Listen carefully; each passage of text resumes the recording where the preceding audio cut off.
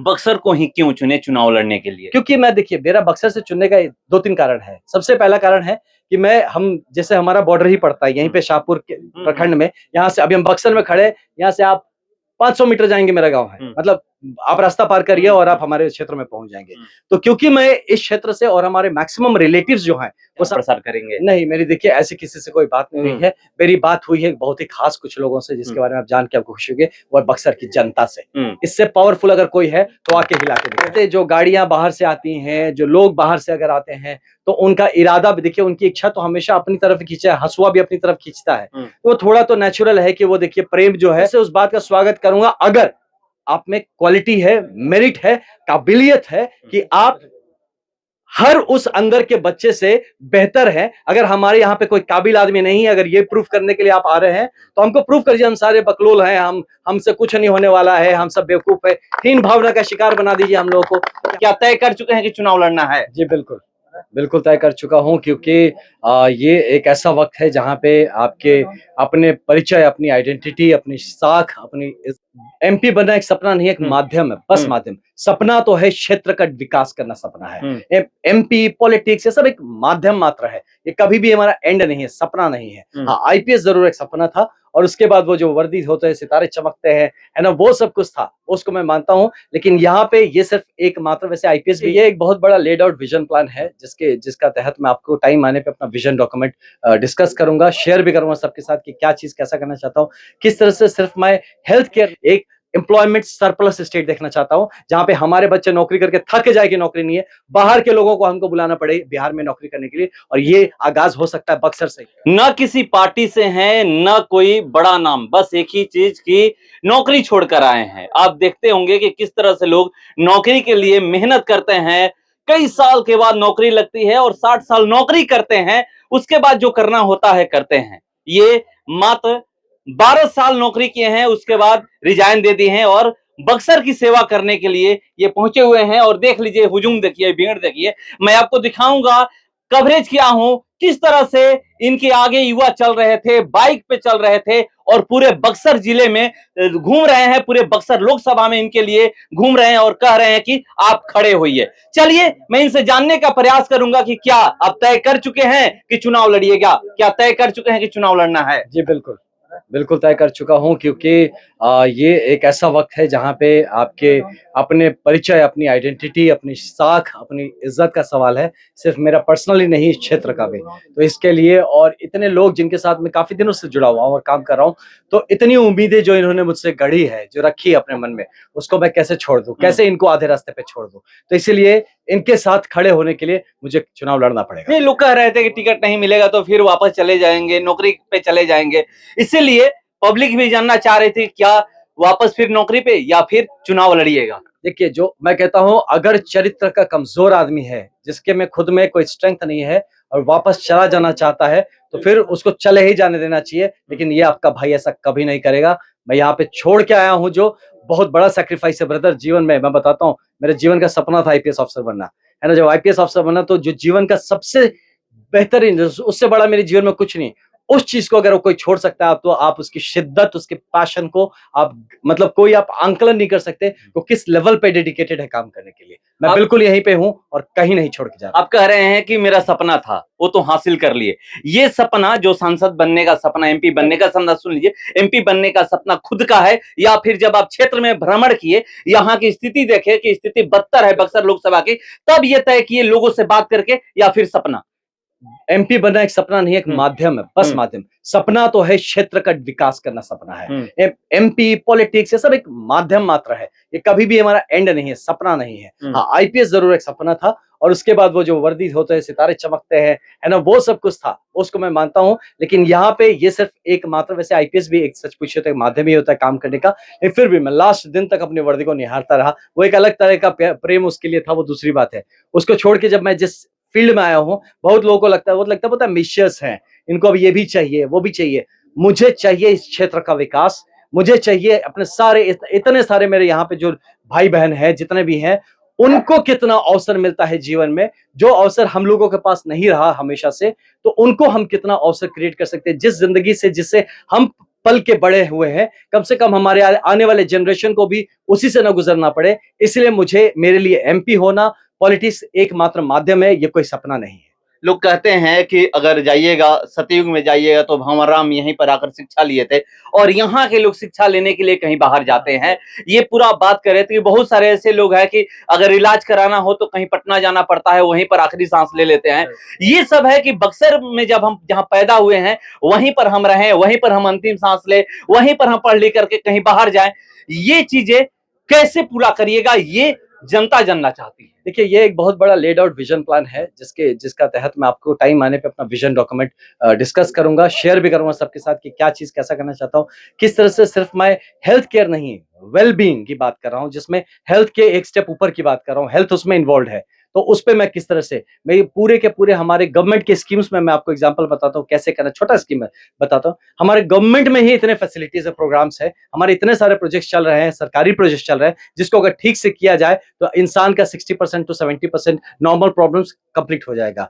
रहा जो बाकी का स्पेशलिटी या सुपर स्पेशलिटी फैसिलिटीज क्रिएट करने के लिए, तो उसके लिए मैं ऑलरेडी कई लोगों से बात कर चुका हूं और उनका मॉडल भी ये डिसाइड कर लिया कि आप बिजनेस मॉडल जो लाएंगे, आप प्रॉफिट कमाएंगे भैया, आप लगाएंगे तो जरूर कमाएंगे, लेकिन आप यहाँ गला रेतने के लिए हम हॉस्पिटल नहीं खुलने देंगे कि आप आदमी को हमारे आईसीयू में मरा के 4 दिन तक आदमी मर चुका है, लेकिन आप बिल बनाने के चलते वो हॉस्पिटल हमारा एक माध्यम बन गया, तो वो भी ना हो। शिक्षा के जगत में मैं हर तरह का सर्वांगीण 360 डिग्री एजुकेशन के बारे में एक मेरा अपना पर्सनल कॉन्सेप्ट है, जो कि हमारा न्यू जो एजुकेशन पॉलिसी है उससे काफी मिलता जुलता है। और एट द सेम टाइम जो हमारा वैदिक तरीका है, क्योंकि आप भगवान राम की बात करें, भगवान राम की शिक्षा, तो डेफिनेटली उसका एक कड़ तो हमारी शिक्षा पॉलिसी में रहना पड़ेगा।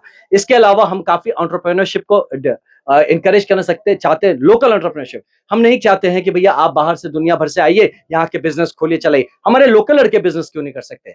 यहाँ पे जब दुनिया, वो जो असेट्स हैं हमारे, अगर हमारा बिहार का जो असेट है, जो हमारा यहाँ पे जितने भी हमारे बैंकिंग सेक्टर में जितने लोन देने की फैसिलिटी है, जो कि हमारी जनता नहीं ले पा रही है, तो बाहर के लोग चले जा रहे हैं लेने। हम अगर काबिलियत डेवलप करें तो हमारे जो लोन देने की फैसिलिटीज हमारे बैंक्स के पास है, वो हमारे बच्चे लेंगे, हमारे लड़के लेंगे, हमारे लड़के एंटरप्रेन्योर बनेंगे, हमारे लड़के नौकरी नहीं खोजेंगे, ये बल्कि उल्टा यहाँ बिजनेस स्टैब्लिश करेंगे और नौकरियां क्रिएट करके देंगे। मैं बताता हूँ, बिहार को मैं देखता हूँ आने वाले टाइम में एक एम्प्लॉयमेंट सरप्लस स्टेट देखना चाहता हूं, जहां पे हमारे बच्चे नौकरी करके थक जाए कि नौकरी नहीं है, बाहर के लोगों को हमको बुलाना पड़े बिहार में नौकरी करने के लिए, और ये आगाज हो सकता है बक्सर से ही होगा। तो देखिए, एक सवाल ये, अभी आप आ रहे थे ब्रह्मपुर से, नैनी जोर आए हैं, सड़क की स्थिति देखे हैं, और सड़क जो सड़क 20 से 25 मिनट पर आप यहाँ पर आ सकते थे, कितने देर में आए हैं? जी, सही बात है, सड़क का है इशू, बट देखिए, ये सिर्फ सड़क को क्या हम छोटा मुझे लगता करते हैं, सड़क के आसपास सर्वांगीण विकास, आप वो वही सड़क क्यों, आप वेजिटेशन की भी बात करिए, आप ड्रेनेज की भी बात करिए, है ना, बहुत सारी चीजें इसमें, किस टाइप का ये जो हमारा ट्रैफिक मूवमेंट किस तरह का, उस तरह की बात करिए। एक छोटा स्ट्रेच मुझे अच्छा दिखा नैनीजोर में, है ना, एक छोटा स्ट्रेच था जो मुझे अच्छा दिखा गाँव के अंदर में। आई एम हैप्पी टू सी, लेकिन ये हर जगह नहीं दिखता, लेकिन ये अप्रोच में बड़ा मुश्किल था हर तरफ। और मैं बिहार में ही हर जगह पे ये अनफॉर्चुनेटली देखा हूं, जो बड़े बड़े हमारे जो हाईवेज है, एनएच है, नेशनल हाईवे, बहुत शानदार दिखते हैं, और हमारी दुनिया भर की दुनिया उसी नेशनल हाईवे से गुजर जाती है, सोचते हुए कि अरे यार बिहार तो डेवलप हो गया, इसका सड़क। जैसे आप एनएच से नीचे उतरते हैं, किसी भी गांव की तरफ चले जाइए, आपको हालात समझ में आ जाएगा, कमर में दर्द आपकी शुरू हो जाएगा। तो ऐसे बहुत सारे इश्यूज है जिसपे हमको काम करने की जरूरत है। ये जरूर है कि बक्सर से हम शुरुआत इसकी जरूर कर सकते हैं। बक्सर को ही क्यों चुने चुनाव लड़ने के लिए? क्योंकि मैं, देखिए, मेरा बक्सर से चुनने का 2-3 कारण है। सबसे पहला कारण है कि हम जैसे हमारा बॉर्डर ही पड़ता है यहीं पे शाहपुर के प्रखंड में, यहाँ से अभी हम बक्सर में खड़े, यहाँ से आप 500 मीटर जाएंगे मेरा गांव है, मतलब आप रास्ता पार करिए और आप हमारे क्षेत्र में पहुंच जाएंगे।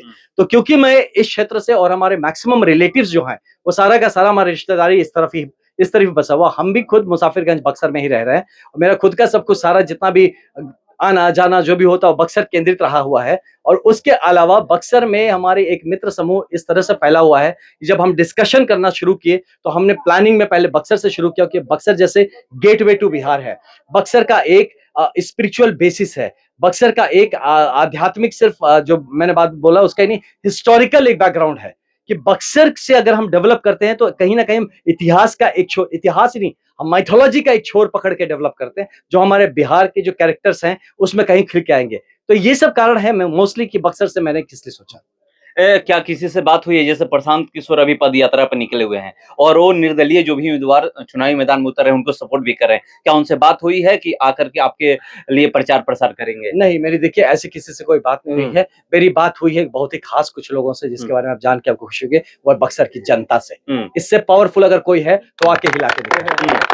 ये इन्होंने अगर चाह लिया, इन्होंने बक्सर की जनता ने अगर चाह लिया तो मुझे तो मेरा एकमात्र ये कहना है कि जनता से ज्यादा अगर पावरफुल किसी के दिमाग में है कि वो है, तो वो सारे दिमाग की जो भ्रम है वो जनता को दूर कर देना चाहिए। ये क्लैरिफाई हो जाना चाहिए कि डेमोक्रेसी में अगर आप जनता को रिस्पेक्ट नहीं कर सकते, आप जनता की बात या आवाज को नहीं रिस्पेक्ट कर सकते, तो जनता अपनी आवाज पहले भी दिखा चुकी है, कई बार दिखा चुकी है इसी इतिहास में, और फिर बार-बार दिखा सकती है। स्थानीय बाहरी की भी बात हो रही है कि यहाँ पर थोपा जा रहा है, बाहर से ले आकर के अभी नहीं, चाहे वो लालमुनि चौबे हों या फिर अश्वनी चौबे हों, अभी मिथिलेश तिवारी हों, सबको यहाँ पर थोप दिया जा रहा है। जब तक स्थानीय यहाँ पर नहीं उतरेंगे तब तक विकास नहीं हो पाएगा। तो इसमें जो भी स्थानीय होंगे उसको इस मुद्दा, ये सेंसिटिव मुद्दा है, ये लोगों के बहुत दिल के करीब का मुद्दा है। और विकास इसलिए नहीं हो पाएगा कि देखिए अब अगर क्या बताया जाए, अब जो रास्ते, जो गाड़ियां बाहर से आती हैं, जो लोग बाहर से अगर आते हैं, तो उनका इरादा भी देखिए, उनकी इच्छा तो हमेशा अपनी तरफ खींचा है, हसुआ भी अपनी तरफ खींचता है। तो थोड़ा तो नेचुरल है कि वो देखिए प्रेम जो है वो नेचुरल प्रेम नहीं होगा, वो एक क्रिएटेड प्रेम हो सकता है। लेकिन जब आपका दिल रोता है, और प्लस क्या है कि देखिए सारे हमारे इसमें देखिए सब मैक्सिमम तो हमारे आप first layer, second layer, third layer, कहीं ना कहीं सब रिलेटिव है इसमें। हम बता रहे हैं, आप सिर्फ हम गांव की बात नहीं है, रिलेशन की बात है। यहाँ पे जो ये पूरा क्षेत्र आप जो देख रहे हैं, वहां का मैं किसी का कुछ लगता हूँ, किसी का कुछ लगता हूँ।